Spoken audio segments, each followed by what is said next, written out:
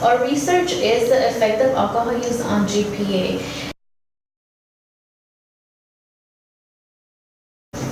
Our background research definition for alcohol use is the use or consumption of alcoholic beverages during a regular week. For grade point average, the definition is an indication of a student's academic achievement at a college, university calculated as the total number of grade points received divided by the total number of credits awarded. Our background research states that almost 30% of students report drinking within a month. More than 50% of students report drinking to get intoxicated. More than 40% of college students are binge drinkers, and over 20% are frequent binge drinkers. Research shows that students with good grades drink less than their peers that have lower grades. McAllen proves that students attending four-year colleges in Wisconsin have a high alcohol consumption, which leads to a lower GPA. The relationship between college students and academic achievement and alcohol use is well known. However, most of the studies focus on traditional students. Gaps in the research. Research has established a relationship between our two variables. The pursuit of this line of research is necessary because evidence suggests the amount of alcohol use differentiates between four-year university and a two-year college campus. The research indicates the study is done in Wisconsin, where majority of the students live on campus or campus-related houses, in comparison to two-year community colleges, where students are housed community-wide. Little is known in regards to the relation between alcohol use and GPA at four-year commuter colleges, such as California State University, Dominguez Hills. Our hypothesis is that alcohol use has an effect on grade point average. Our independent variable is alcohol use, and our dependent variable is grade point average. So for our research question, we came up with, what is the effect of alcohol use on college students' grade point average? We had a quantitative research design where we used a survey research. Our sample size was 30 students, and our analytical plan was a correlation test.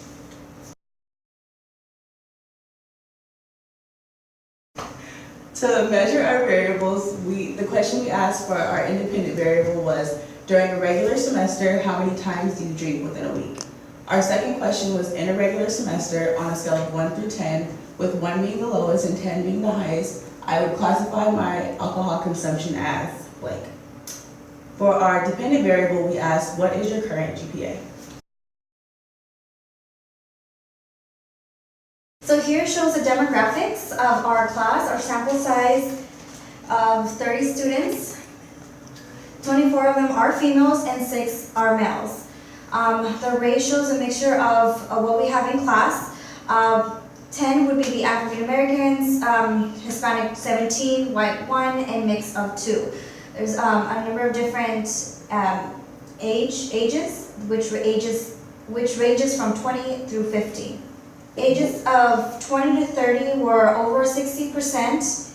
Ages of 31 through 40 were over 20%. And lastly, 41 through 50 were over 10%.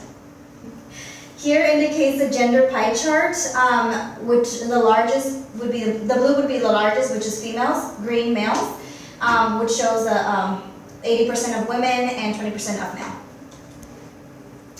The race pie chart here indicates the green would be the Hispanics, and blue would be African Americans, bigger population, and the smallest, of course, is the mixture, and white being the 1%. This pie chart is our age, which indicates the different age ranges, 20 through 59. The biggest one that we show here would be 26, ages 26, and the smallest would be in between the small blue one, which is 27, and darker blue one, which is 20.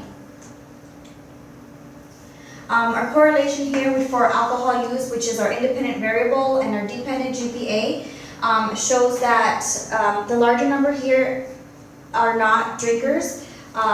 They don't consume alcohol, and the smallest would be the frequent drinkers.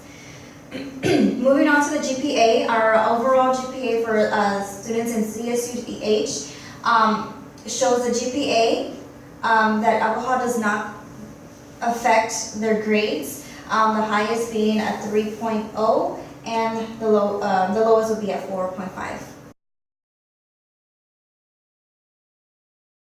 See here the scatter plots that we did get. Our results shows that there's no correlation due to like not drinking, consuming alcohol beverages. The overall GPA at CSUDH, we got a 0.102 and a 1 for the alcoholic beverages that we drink. As you can see that there's no correlation matching up with our scatter plot. The scatter plot chart just shows that there's a very weak correlation between alcohol consumption and GPA. As we interpret the data, we also realize that based upon a correlation test, that there is no significant connection between alcohol consumption and GPA. As 0.102 on our GPA, it shows that if there is somewhat of a correlation, the correlation is very weak.